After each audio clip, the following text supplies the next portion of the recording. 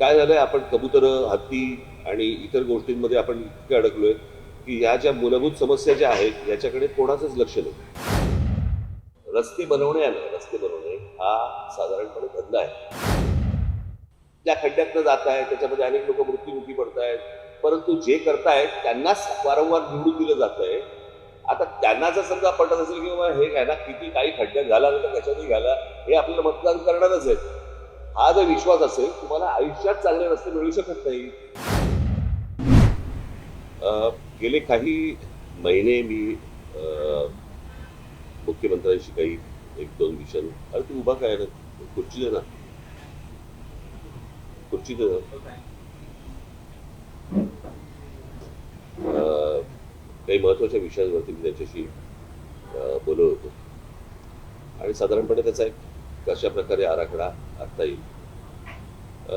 तुम्हाला कल्पना असेल की 2014ला आता isakal.com आहे देशातील नंबर 1 ची मराठी न्यूज वेबसाईट. प्रत्येक अपडेटसाठी isakal.com ला नक्की भेट द्या. मी एक एस्थेटिक या विषयावरती मी एक 16 मिनिटाची डॉक्युमेंटरी केली होती, जी आजही यूट्यूबवरती आहे. ती आता मी इतर भाषांमध्ये पण करतोय ती आता.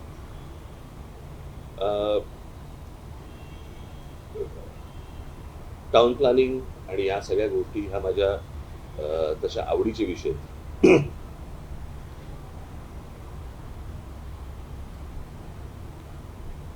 एक स्कॉटिश,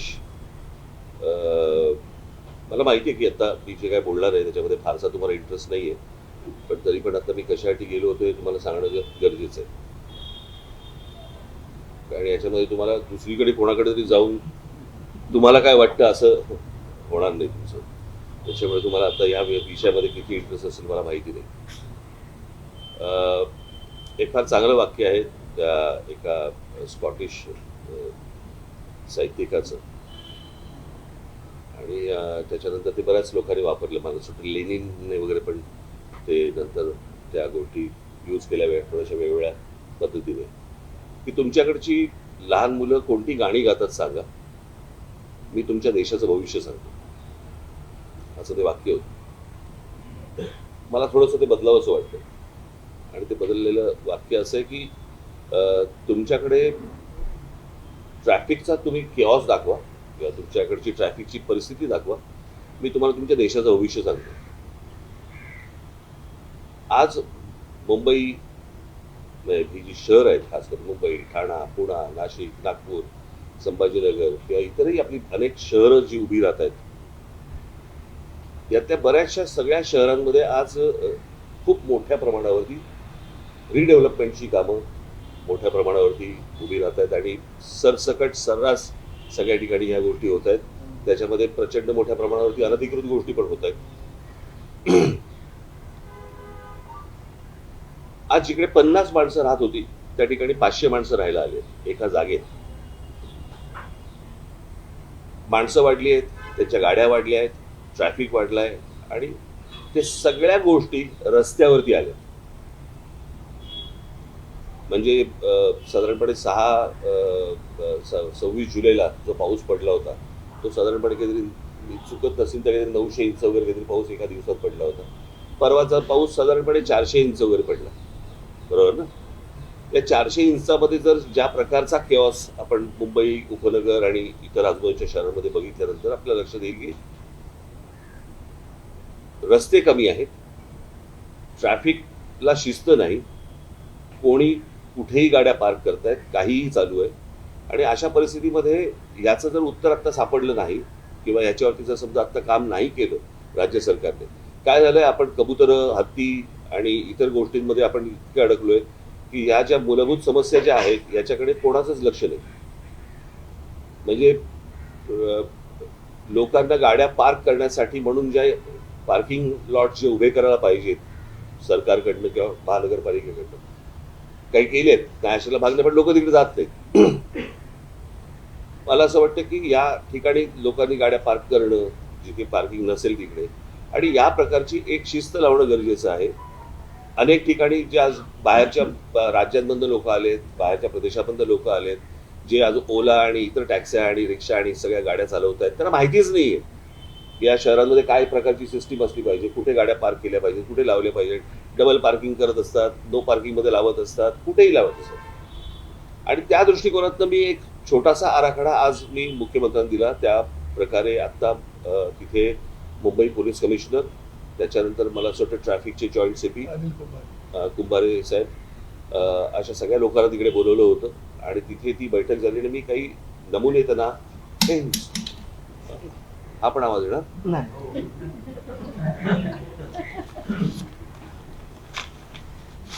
काही नमुने मी त्यांना सांगितले आणि मी त्या प्रकारची एक सिस्टीम लागल्यावरती वर्तमानपत्रामध्ये जाहिरात देऊन एक आपण गोष्ट बघितली पाहिजे की साधारणपणे जास्ती आकाराचा दंड किंवा जेल या गोष्टीला लोक घाबरतात. त्याच्यामुळे दारू पिऊन गाडी चालवणं हे आता जवळपास बंद झालेलं आहे.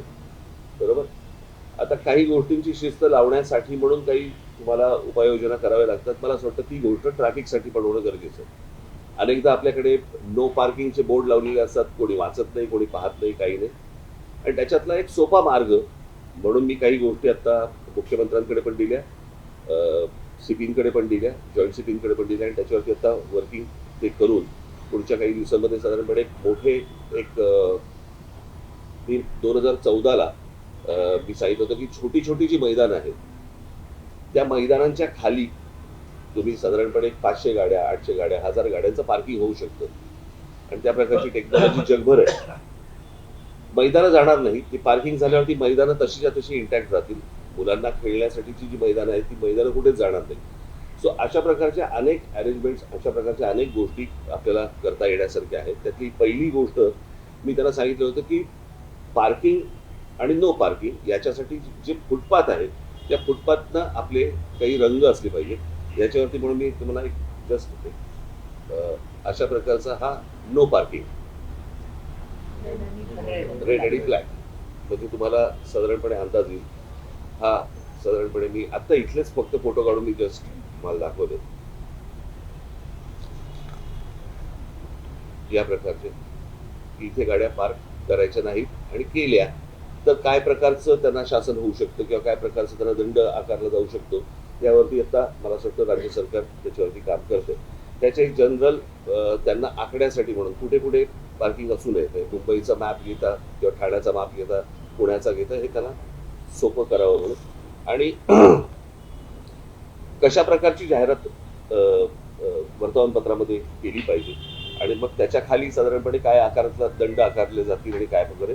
तर ह्या प्रकारचं साधारणपणे मी त्यांना एक आत्ता प्रेझेंटेशन हे दिलं आणि मला असं वाटतं की ह्याच्यातनं किमान आत्ता थोडी बहुत शिस्त लागायला तरी सुरुवात होईल आणि अनेकांना कळेल की कुठे गाड्या पार्क. आज 2 चाकी वाहनं जी आहेत या 2 चाकी वाहनं आज ट्रॅफिक सिग्नल पाळत नाही. मला अनेक मुंबईकर असे असतील की ज्यांना 100% माहिती आहे की ही गोष्ट की रात्री साधारणपणे 12 वाजता जरी सिग्नल चालू असेल तरी गाड्या थांबायच्या. आता दुपारी 12 वाजता पण थांबत नाही. आणि ही या प्रकारची बेशिस्ती की कायद्याला न जुमानणं आणि कायदा जरी तुम्ही केलात तरी आम्ही आमच्या पद्धतीने वागणार. मला असं वाटतं याच्यातनं शहरं उभी नाही राहणार. आपण अजून वाईट गोष्टींकडे आपण जाऊ. अत्यंत विचित्र लेवलवरचा किऑस हा भविष्यामध्ये मला दिसतोय जर आत्ता याच्यावरती जर काही उपाययोजना झाल्या नाहीत सरकारकडनं तर. कारण त्या प्रकारची बेशिस्ती ही अजून वेगवेगळ्या गोष्टींमध्ये येत जाणार आणि मग ते एकदा हाताबाहेर गेलं की कोणीच काही करू शकणार नाही. आज प्रत्येक एखादी कंपनी असते, एखादी शाळा असते, एखादं कॉलेज असतं, प्रत्येक ठिकाणी काही नियम असतात. मला असं वाटतं शहरांचे पण नियम असतात आणि कशा प्रकारे तुम्ही गाड्या चालवल्या पाहिजेत, कुठे गाड्या पार्क केल्या पाहिजेत, कुठे लोकांना चालायला फुटपाथ नाहीये, फुटपाथवरती फेरीवाले बसलेले असतात, काही लिगल असतात, अनेक इलिगल असतात, त्यांचं काय करायचं. मला असं वाटतं की ह्याचा एक आराखडा या शहरांचा आखणं खूप आवश्यक आणि गरजेचं आहे आणि आत्ता त्याची अत्यंत नितांत गरज आहे. कारण ते जर समजा आता मी मगाशी सांगितल्याप्रमाणे जर हाताबाहेर आत्ता गेलेलंच आहे परंतु आत्ता तरी आटोक्यात आणता येईल पण याच्या पुढे अजून काही वर्षानंतर ते हाताबाहेर जाणार आणि ते तुम्हाला कोणालाही आवरता येणार नाही. आणि या गोष्टींसाठी म्हणून ही अत्यंत गंभीर अशी ही बैठक आत्ता मी मुख्यमंत्र्यांबरोबर मी करून आलो आणि पुढच्या काही दिवसांमध्ये त्यांच्याकडनं काही रिझल्ट्स घ्यायला सुरुवात होतील अशी पार्किंग लॉटचं सांगितलं ना मी आता एक पार्किंग लॉट्स आत्ता एक मुंबई शहर मुंबई उपनगरामध्ये 2 अशामध्ये सुरुवात करणार आहेत आणि मग त्याच्यानंतर त्या गोष्टी वाढत जाणार आहेत आणि वाढवल्या जातील आणि कंपल्सरी तिकडे पार्किंग केलं जाईल. साहेब मुद्दा उपस्थित होतो की आता तुम्ही दाखवला तो पार्किंगचा विषय तुम्ही म्हणलात की टाउन प्लॅनिंगच्या दृष्टिकोनातून अजून काही सजेशन त्या बेसिक कोणत्या केलेल्या आहेत आणि काल जो पाऊस झाला त्याच्यामध्ये आपण 2 गोष्टी पाहिल्या की नवी मुंबई किंवा त्या परिसरामध्ये तितकाच पाऊस झाला जेवढा वसई विरार परिसरामध्ये झाला थोडंसं 550 ml जास्त झाला असावा मिलीमीटर. तर तरी सुद्धा दोन्ही शहरांमधले जर बघितले मी काही त्यातला तज्ज्ञ नव्हे. मला असं वाटतं जी लोक तज्ज्ञ आहेत त्यांना सरकारने बोलवलं पाहिजे आणि आपल्याकडे अशा प्रकारचे तज्ज्ञ अनेक आहेत की जे यामध्ये सजेशन्स सरकारला देऊ शकतात. फक्त हे वॉर फुटिंगवरती तातडीने याच्यावरती उपाययोजना होणं गरजेचं आहे. कळलं का? आणि मला असं वाटतं की याच्यावरती मी काही नावं सजेस्ट करीन आपणही काही नावं सजेस्ट करा की आपण सरकारला सांगून आपण ही गोष्ट करून घेऊ शकतो. पार्किंगच्या व्यतिरिक्त इतर विषयांवर सुद्धा काही झालं का टाउन प्लॅनिंग ते आत्ता मला असं वाटतं हा विषय सगळ्यात गंभीर विषय आहे आणि तो म्हणजे ट्रॅफिकचा. कारण त्याच्यामुळेच सगळ्यात जास्ती किऑस आता गणपती येतील बरं का त्या सगळ्या गोष्टी सुरू होतील आणि बस चाललंय म्हणून चालवत राहायचं असं नाही होऊ शकत. काही वर्षांपूर्वी मुंबई महानगरपालिकेनं विशेषतः शहर परिसरामध्ये अनेक विकासकांना जागा या वेगळ्या एका सेक्शन खाली सार्वजनिक पार्किंग उपलब्ध करून देण्यासाठी दिलेल्या होत्या. त्या पार्किंग तयार आहेत परंतु तिथले दर जे आहेत ते सर्वसामान्यांना परवडणारे नाहीये. त्यामुळे तिथे कोणी जातच नाही. आता मी तुम्हाला सिंपल लॉजिक सांगतो की साधारणपणे आता जर समजा गाड्यांचे दर पाहिले तर पार्किंगचा दर परवडायला काही हरकत नसेल. तुम्ही जर गाड्यांचे आता सगळे दर बघा ना आता काय आहेत ते आणि साधारणपणे महिन्याला 2,000 आणि महिन्याला 1,500 आणि महिन्याला असे जर समजा 3,000 समजा असतील बरोबर आहे. तुमची गाडी सेफ राहते, गाडी रस्त्यावरती त्रास देत नाही, सगळ्याच गोष्टी फुकट नाही मिळू शकत ना. मग जर समजा आपण तसं जर बघायला गेलं तर समजा आता एखाद्या भागाचं समजा आता आपण असं पकडूया की साधारणपणे दादर भागामध्ये स्क्वेअर फुटाचा भाव काय चालू आहे काय 70-80 हजार रुपये स्क्वेअर फूट चालू आहे ना. मग रस्त्यावरती जी गाडी तुम्ही पार्क करता तो किती स्क्वेअर फूट घेता ते स्क्वेअर फुटात मोजायचे का आता?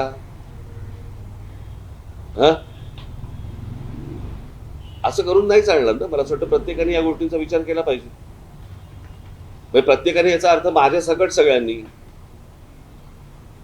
मी काय दुसऱ्यांना फक्त बोट दाखवतो अशाचा भाग नाहीये. प्रत्येकाने या गोष्टीचा विचार केला पाहिजे. ही बर्बाद होतील शहरं आणि आता आपण बर्बादीकडे चाललेलो आहोत. कशाचा पायबोस कोणात नाही. आज मुंबईमध्ये एवढ्या एजन्सीज काम करत असतात. म्हाडा आहे, मुंबई महानगरपालिका आहे, इतर सगळ्या कोणाच्या एकत्र बैठका होत नाहीत. आपण दरवेळेला सगळ्या गोष्टी विनोदाने म्हणत असतो की हे खणून गेले की हे येतात मग हे खणून जातात मग ते हे आपण विनोदाने बोलतो. पण मला असं वाटतं की ह्याचा एकदा काहीतरी सोक्षमोक्ष लागला पाहिजे ना. याचं उत्तम उदाहरण म्हणजे परवा तो मोनूचा जो प्रकार तो काय झाला ती तिरकी झाली. बरं मी आता हे गेले अनेक वर्ष सांगतोय रोज या शहरांवरती माणसं आदळत आहेत. रस्ते मोठे होत नाहीयेत, इमारती वरती चाललेले आहेत. नाही मी आता त्या सीपींशी पण मी तेच बोलत होतो की आता हे तुमचा काय तो सी लिंकला तिथे त्या ब्रिज कॅन्टीच्या इकडे एक पार्किंगचा लॉट केला होता. तो काही प्रेशरने काढायला लावला.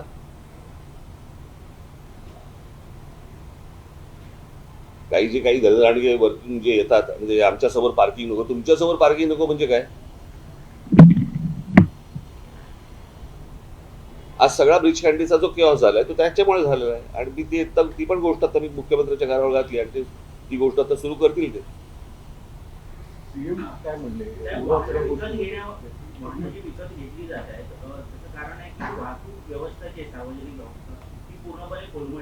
नाही मी परत तुम्हाला तेच सांगतो म्हणजे ह्याचं कारण येणारी माणसं जी आदळत आहेत त्याच्यामुळे ना. आता BEST किंवा मुंबईची रेल्वे ही लोकल जी आहे ही मला असं वाटतं जगामध्ये अशा प्रकारे लोक घेऊन जाणारी पहिली असेल ही.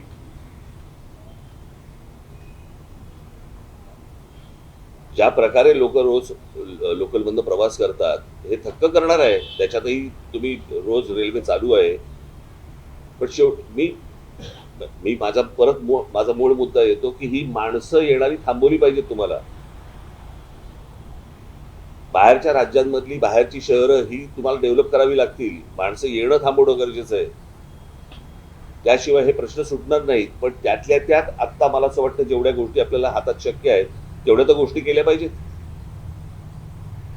मी दरवेळेला सांगत असतो की बाबा 4 प्रकारच्या जमिनी आहेत. एक आहे मुंबई महानगरपालिकेची, एक आहे राज्य सरकारची, एक आहे केंद्र सरकारची आणि एक आहे खासगी. या तिन्ही जागांच्या वरती झोपडपट्ट्या होतात. खासगी वरती गोदरेजची तशी तशी इंटॅक्ट लँड आहे, कारण त्याला आई बाप आहे. आपल्याकडे कुंपणच शेत खात आहे.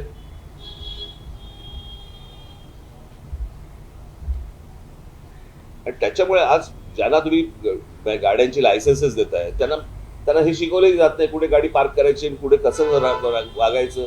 कारण त्यांना कोणत्याही प्रकारचा दंड नसल्यामुळे किंवा कोणत्याही प्रकारची त्यांना भीती नसल्यामुळे या सगळ्या गोष्टी शेवटी सरकारची अशा बाबतीत नको तिकडे भीती दाखवतात. कळलं का? की तुम्हाला काय ते नवीन काय फ्रेज आली, नक्षल काय, अर्बन नक्षल. ते अर्बन नक्षलपेक्षा इथे शिस्त लावा ना.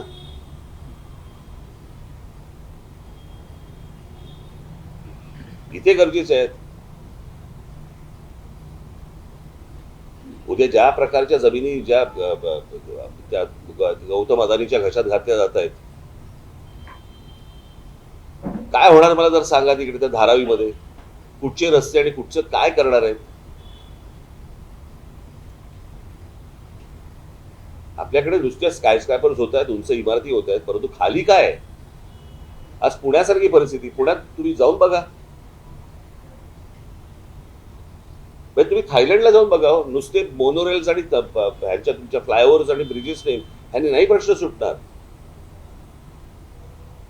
तुम्हाला व्हेकल कंट्रोल करायला लागतील. आज अनेक ठिकाणी तुम्हाला आठवत असेल मागे एक आंदोलन झालं होतं, तुम्हाला आठवत आहे, आम्ही पक्षातर्फे घेतलं होतं खोट्या टॅक्सी आणि खोट्या रिक्षांचं. आज असंख्य प्रमाणामध्ये, हजारोच्या प्रमाणामध्ये आज तुम्हाला खोट्या टॅक्सी आहेत, खोट्या रिक्षा आहेत, ज्यांना लायसन्सेस नाहीये. कोण चालवतंय, कोणाच्या नावावरती परमिट आहे, कोण चालवतंय, काही नाहीच आहे. त्याला धरबंदच नाही. त्याला याचं कारण कोणी तपासणार नाही, कोणी त्याच्यावरती विचार करणार नाही. चिरबिरी घेऊन सगळे सुटणारे आहेत. असं शहर नाही उभं राहू शकत. त्याच्यामुळे आजचा माझा जो विषय होता तो हा होता. आणि माझी तुम्हाला सगळ्यांना विनंती आहे की विनाकारण आत्ता मला इतर कुठचेही पॉलिटिकल प्रश्न न विचारता कृपा करून जर समजा या विषयाचं गांभीर्य राखून जर समजा तुम्ही हा विषय लावलात तर मला आनंद होईल त्या गोष्टींचा. एवढीच फक्त माझी तुम्हाला विनंती आहे.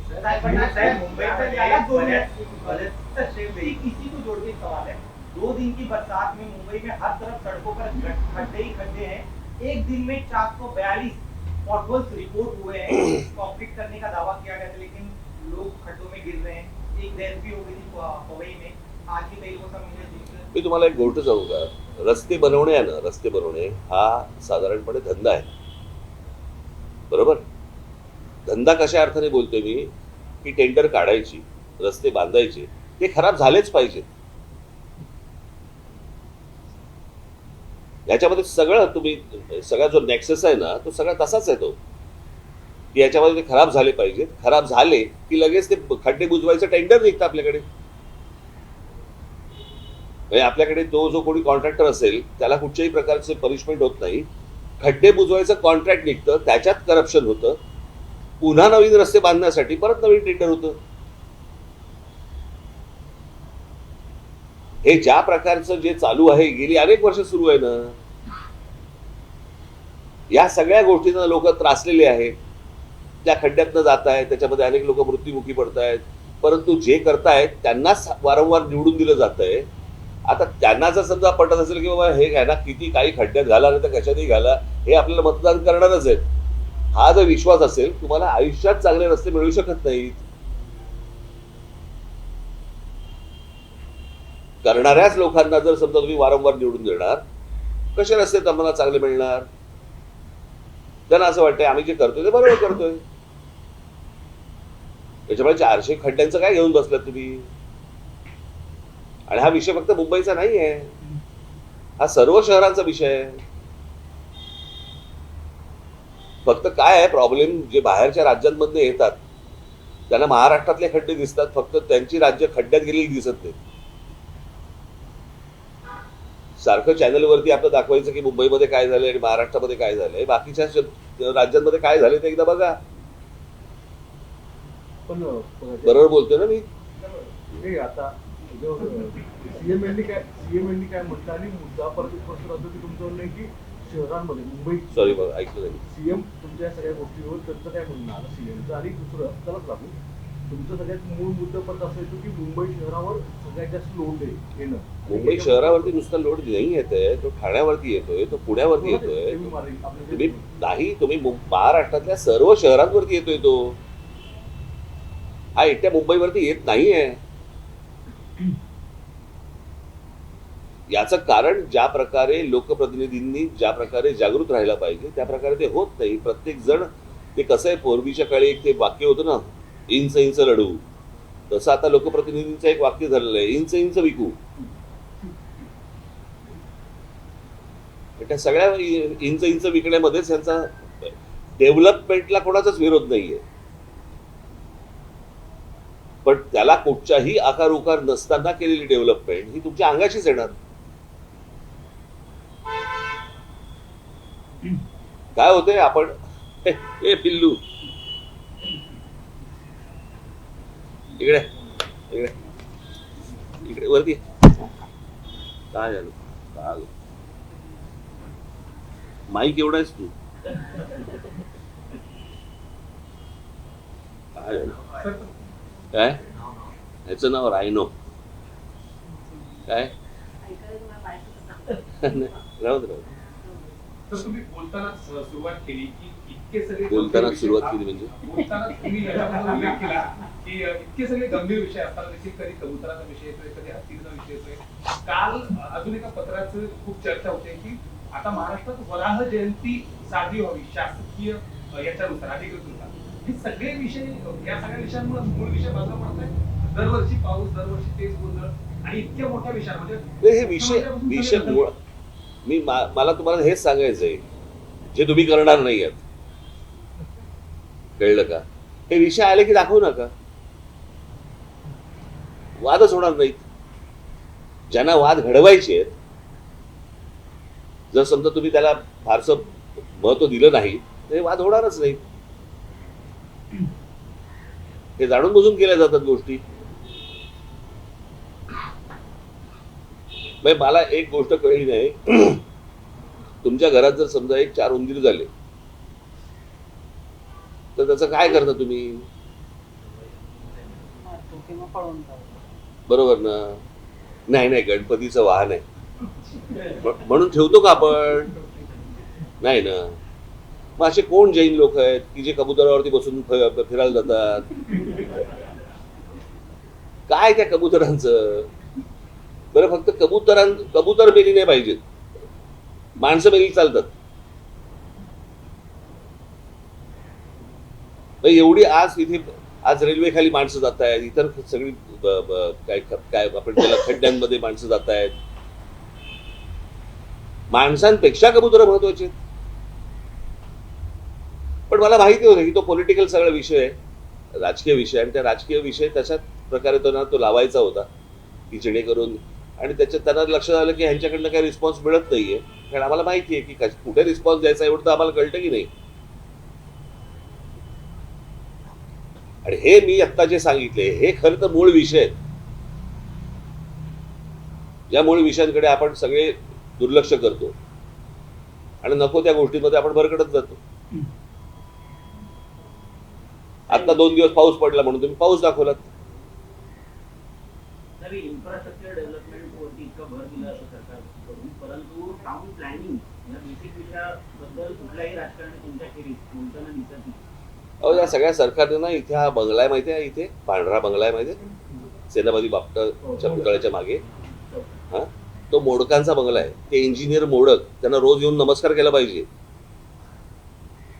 हे माहीम, दादर, वडाळा, हिंदू कॉलनी, परळ, नायगाव, ही सगळं टाउन प्लॅनिंग हे त्या मोडकांनी केलंय ब्रिटिशांच्या काळात. त्यांच्या नावाने तो मोडक सागर आहे.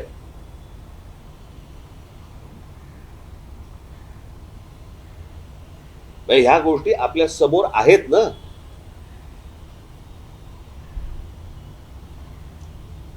आणि मला प्रश्न पडतो की हे कोणीतरी येणार, बाहेरून येणार आणि हे आम्हाला प्रश्न विचारणार काय मुंबईची परिस्थिती झाली आहे म्हणून.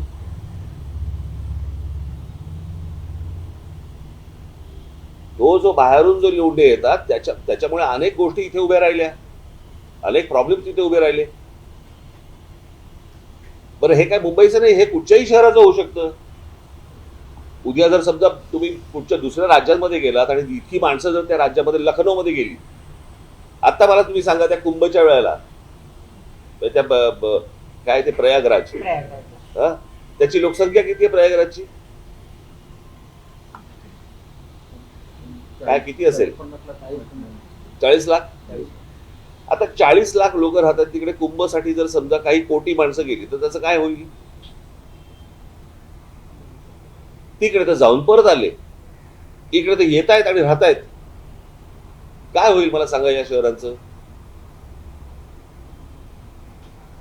आज तुम्ही नुसतं पत्रकार म्हणून विचार करू नका. उद्या तुमची मुलं आहेत, त्या मुलांची मुलं आहेत, ती इथे राहणार आहेत. कशी राहणार आहेत?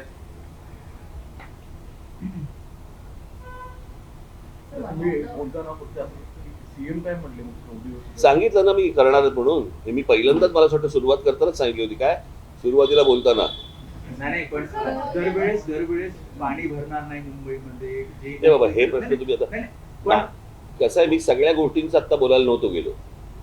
मी आता बेसिक विषय होता तो म्हणजे ट्रॅफिक आणि रिडेव्हलपमेंटमुळे होणारं वाहनांची रस्त्यावरती येणं. हा आता सगळ्यात मोठा गंभीर विषय आहे. अनेक गंभीर विषय आहेत, त्यातला हा एक गंभीर विषय तो मी आता बोलून आलो.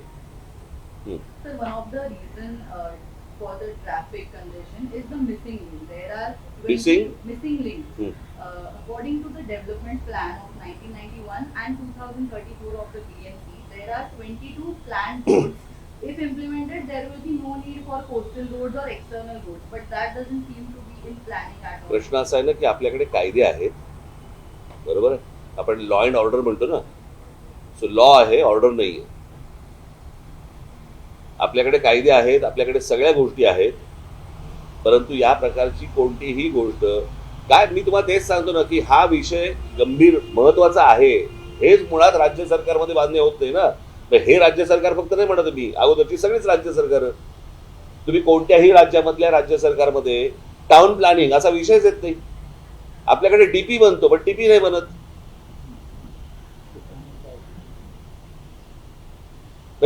सरकार बसणार त्याच्यावरती डेव्हलपमेंट प्लॅनवरती. कशासाठी? कारण जमिनी विकता येतील, इथे हॉस्पिटल टाका, कोणाशी बोलून घ्या, इकडे अजून हे करा. पण टाउन प्लॅनिंग म्हणून जी गोष्ट असते, आता मी मगाशी माझा विचार अर्धवट राहिला पुण्याची परिस्थिती तर आता अशी आहे की पुणे साधारणपणे एखाद्या शहराची लोकसंख्या किती असते ना त्याच्याप्रमाणे साधारणपणे तिथे 15% रस्ते लागतात. आता पुणे शहराची परिस्थिती अशी आहे की तिकडे साधारणपणे 7 का 8% फक्त रस्ते. कारण रस्ते जुनेच आहेत. ह्या बाजूनी पुणे वाढतंय, पण पुण्यात जर समजा बघितलं तर रस्ते तेवढेच आहेत. त्या ठिकाणी आज मुंबईमध्ये रस्ते तेवढेच आहेत. त्या ठिकाणी जर समजा तुम्हाला इमारती येत गेल्या आणि 50च्या ठिकाणी 500 माणसं आली, कसं होणार मला जरा सांगा. आता माझी सीपी पण तेच बोलवतो. तुम्ही मला असं वाटतं की मला तुम्ही सीपीना भेटा एकदा या विषयामध्ये. ते म्हणाले की तिकडे आता जे हे काय तुमचं झालं ना फिनिक्स आणि ते सगळं काय कोण तो अजून कोण इंडिया बुल्स वगैरे, त्या लोकांना सांगितलं होतं की तुम्ही इमारती आतमध्ये घ्या, रस्ता वाढवता येईल वगैरे. काही नाही, लक्षच नाही. आणि संध्याकाळी म्हणे तिथे त्या रस्त्यावरती अचानक 6,000-8,000 हजार गाड्या बाहेर पडतात.